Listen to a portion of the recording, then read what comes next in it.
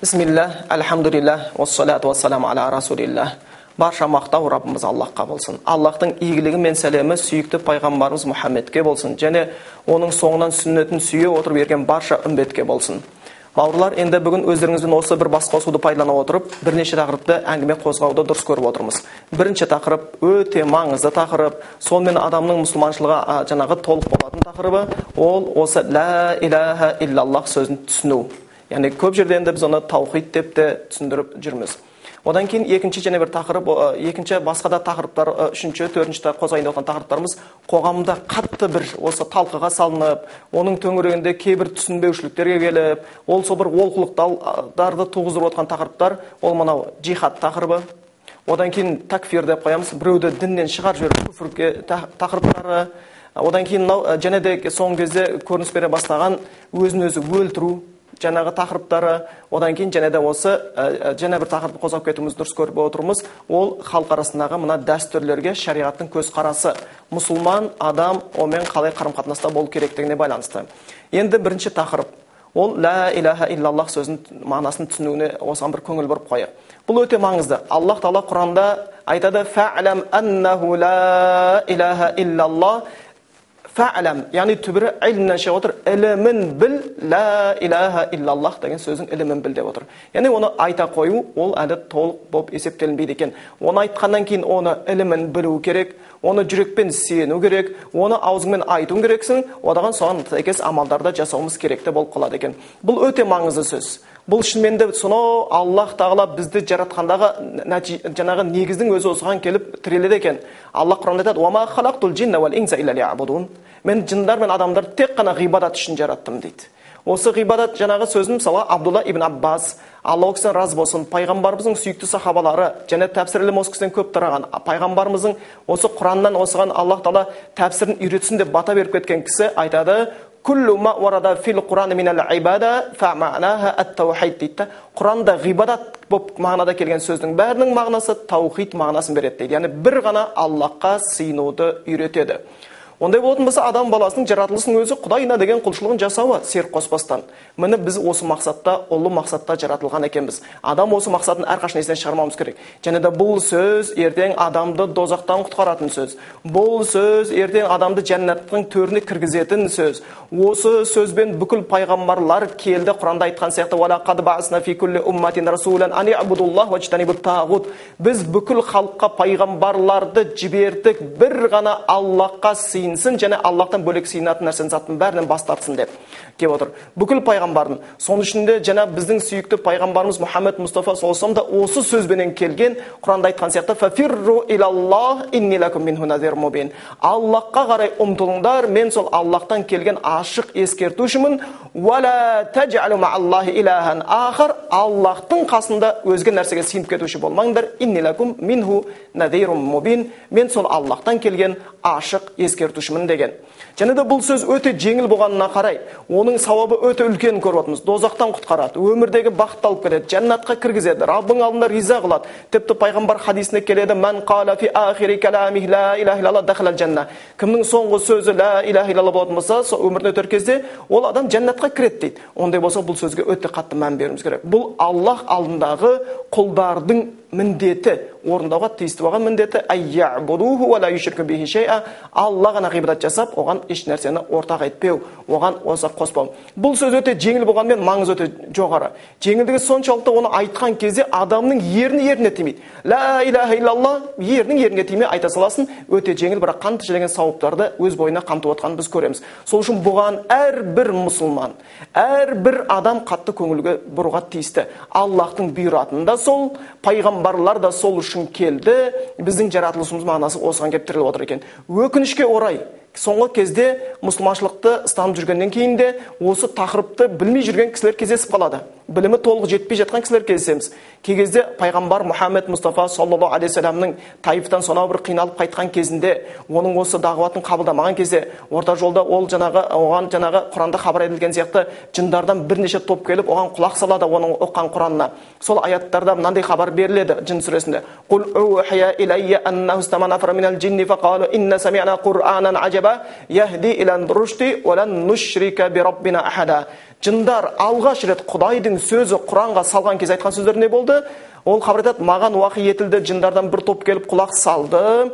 Олар құлақ салғаннан кейін Құранды естіген екен. Бұл не деген ғажайып, бұл не деген керемет нәрсе, бұл туралыққа бастайды екен. Болды. Не деп айтты? Бұдан кейін Аллахқа еш уақытта серік қоспаймыз деді.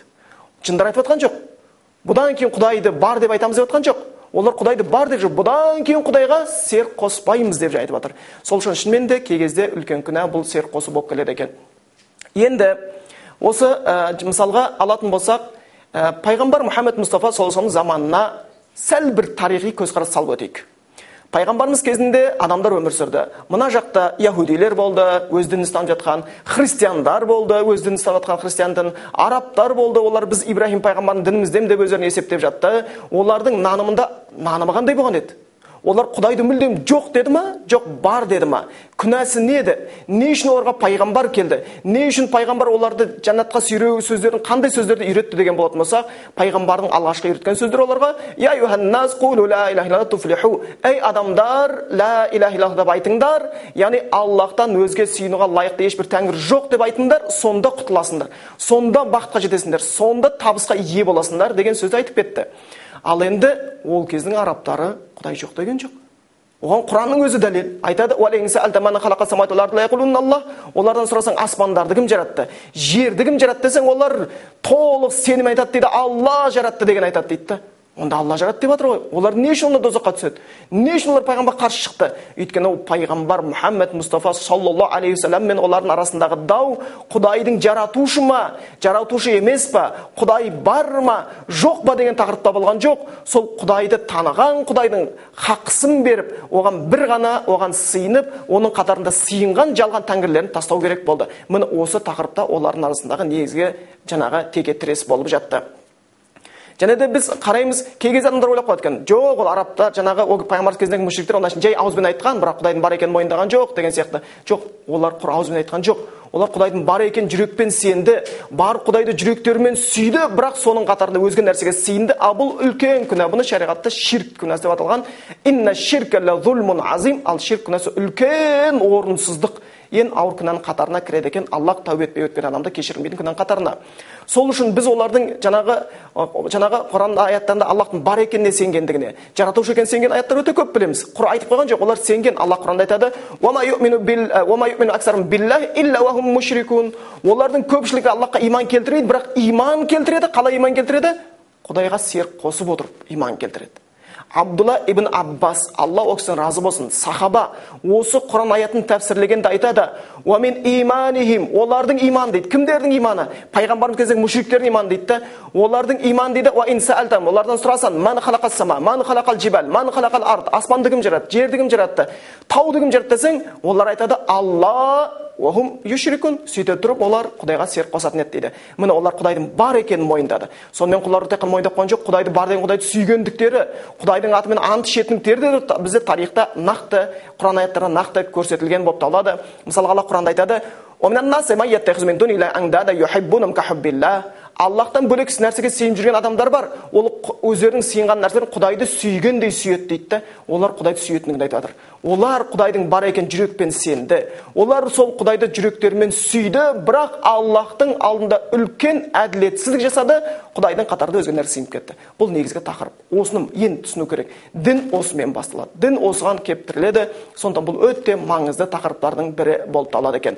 Ал енді Құдайға серік қосатын болатын болса, Алла Құран айтқан сияқты: "Уалақад ухи илайка ва иля аллазина мин qablika ла ин ашракта ла яхбатанна амалука ва татакунанна минал хасирин". Саған сенен бұрынғылардың бәріне уахи етілген сияқты, егер Құдайға серік қосатын болсаң, бүкіл амалың жойылады да сен зиянға ұшырайтындардың, қасіретке ұшырайтын қатарынан болып қаласың деп ескерткен екен. Балиллаха фа'буд ва кун минаш шакирин. Бір ғана Аллахқа ғибадат жасаңдар да шүкірлік етушілерден болыңдар. Ва ма qadarullah хаққа qadri. Ал Құдайды бар деп, Құдайды сүйем деп, бірақ Құдайдың қатарында тасқа, отқа, суға, Исаға, әруаққа сыйынғандар Құдайдың қадірін білмегендер деп Аллах Құранда ашық баяндайды. Сонда бұл өте бір керекті тақырып, осыған қатты көңіл бұру керек. Және барша мұсылмандар осыменен біз осы сөзбенен ла илаха иллаллах деген сөзбенен өзіміз мұсылманшылыққа келе бастайды екенбіз. Енді бұл негізгі тақырып. Бұған шынымен де қатты көңіл бұрып айтып жатырмыз. Келесі тақырыптарымыз. Негізі келесі тақырыптардың бәрі осы тақырыпқа қатысы бар. Оны кейін біз арасында байланысын және түсіндіріп кетеміз. Енді екінші тақырыпқа көшейік. Соңғы кезде қатты бір аты шулы тақырыптардың біреусі болып жүрген джихад тақырыбы. Джихад дегенде біреу сол сөзді біреу түсінеді, біреу түсінбейді. Біреу үшін джихад деген лаңкестік, соғыс, біреу үшін джихад дегеніміз тағы да басқа ұғымдар, бірақ оның шариғаттағы шын мәнісін, оның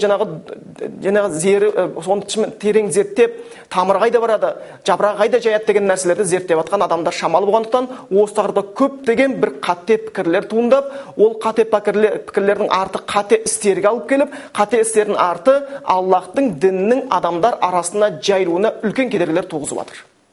Сол үшін біз осындай қате ұғымға түсіп кетіп, Аллахтың дінін жайылуына кедергі жасап қалудан болып қалмайық. Шейх мысалға Фаузан өз сөзінде келтіреді. Яғни джихад сөзіне байланысты исламда бар джихад деген сөз. Ол литакуна калиматуллахи ал-улия. Аллахтың діні, Аллахтың сөзі, ол жаңағыдай үстем болу үшін, Аллахтың діні орындау үшін жасалатын нәрсе. Ол деген бір лаңкестік, қан төгу, бүлік үшін жасалатын нәрсе емес еді. Ол Шейх Фаузан өз сөзінде айтады, джихад дегеніміз не дейді? Ол хуа харбу ислахин дейді. Ол дүзеу үшін керек дейді. Дүзеу үшін құрылатын күресті біз джихад деп атаймыз дейді. Валайса бихарби ифсадин ау тадмирин. Джихад дегеніміз бүлік орнату, болмаса қырып жою, талқандау үшін жасалатын нәрсені джихад деп есептемейміз дейді. Сол үшін осыған қарап отырып баға берейік. Қай жерде не болып жатыр? Джихад болған жерде бейбітшілік орнап жатыр ма? Жоқ, бүлік белең алып жатыр ма? Осыған қарап отырып джихадтың мағынасын білсек болады. Сол үшін ислам діні ол мейірімділіктің үстіне құрылған дін. Міне осы сөздерге қарайтын болсақ, Шейх Фаузанның жаңағы ол дегеніміз не? Бейбітшілік түзеу үшін, жақсылықты орнату үшін жасалатын күрес екен. Ал енді қазір біз джихад деп есептеп жатқан жерде, мысалға анығырақ айтатын болатын болсақ, Шешенстанда тура осы бір бейбітшілік, болмаса діннің тарауы үшін, адамдардың еркін құлшылық жасау үшін, мешіттердің құрылысын көтеру үшін ол бір көмегі тиіп жатыр ма? Жоқ, керісінше жасыратын жоқ, кей кезде қанның төгілуі, адам баласының бір зорлыққа ұшырауы, соғылған мешіттердің қайта керісінше құлауы, дін дағуатының тоқтауы, соның салдарынан адам балаларының Аллахтың хақ діні, адамзат баласын бақытты қылу үшін келген ислам діні туралы нашар ойларға, жаман ойларға түсуіне себеп болып жатқанын біз көріп жатырмыз. Міне осы тұстарда бұған өте бір дәлдікпенен, нәзіктікпенен келу керек. Ол деген көп жерде бір жастардың арасында жиі кездесетін нәрсе. Бұны біз байқаймыз, және баса айтып кетейін. Жастар арасында кішкене мына бір батырлық деген сияқты, сонда бір өжеттілік деген нәрселерге құмарту, бір нәрсеге соқыр ілесе салу, бір эмоциональный бір фильмді көрген кезде, ой, бір жерде атылып жатыр екен, бірдеңе жарылып жатыр екен, жүзден өліп қапты, өлтіріп тастапты, қырыпты, қорқытыпты, зәрешіпті деген нәрсеге сондай беріліп, ар жағына аят хадиске де көңіл бұрмастан, соған беріліп, тесіле қарап, соның әсерімен ойламастан кетіп қалады да, шынымен де өзінің жеке басының батырлығын, болмаса жүрекке кірген рияны, яки болмаса және де басқа да бір сондай бір дөрекіліктерді қате ұғымдарға түсініп кетуіне байланысты қате жолдарға түсіп жаңағы басқаларға зиян келтіреді. Осы жерде жаңа бір нәрсені баса айтып кетейік. Кей кезде міне кейбір жастар міне осындай қате пікір, ана жақта таудың басында джихад болып жатыр екен деп, сол жаққа кеткен кезде бір нәрсеге көңіл бұрсыншы. Мейлі сол ойға түсті, сол нанды ұстай бастады, кейін мынандай пікірде болып қалатындар болады екен. Біз жастармен кездесіп жүрген кезде байқайтынымыз, енді мен осы ойды ұстадым, артқа шегінсем, аналар мені сатқым деп айтады. Мен оларда еркек болмай қалам. Деген уже ар жағында нәпсінің үлесіне, шариғат Аллахтың алдында жағдайым не болады емес, аналар менен сатып кетті-ау, отырды сатқын деп есептейтін болды-ау деген мәселеменен ары қарай сол баяғы әлі де болса исламға дейін бірна болушы еді, бір топтар бөлініп, бір жерде бригада дейді, бір жерде группа дейді, қылмыс топтар өз арасында бір серттерді, жалған сертті бекітіп алып, сол сертті бұзсаң сатқын есептейтін сияқты, сондай жалған нандарға кіріп алғаннан кейін сол сертті бұзғандай күйге түсіп кетіп, мен бір олардың да айыпты болып қалдым ба деп сол ойдан қайтпай жүретіндер болады. Жоқ, Аллахтың діні үлкен аманат. Сен мұсылмансың ба, сенің артында дін тұр. Сен мұсылмансың ба, сенің артында ислам тұр. Сол үшін сенің әрбір сөзің, сенің әрбір ісің сені ертең басқа адамдарға шынымен ислам туралы дұрыс ойға, исламға деген бір мейірімге алып келуге тиісті. Сенің істеп жатқан әрбір сөзің менен, әрбір ісің адамдардың бойына түршігу, үрку, қорқу деген нәрсе алып келетін болса, сен керісінше ислам дағуатшылары емес, исламнан қашушылардың қатарында болып қалады.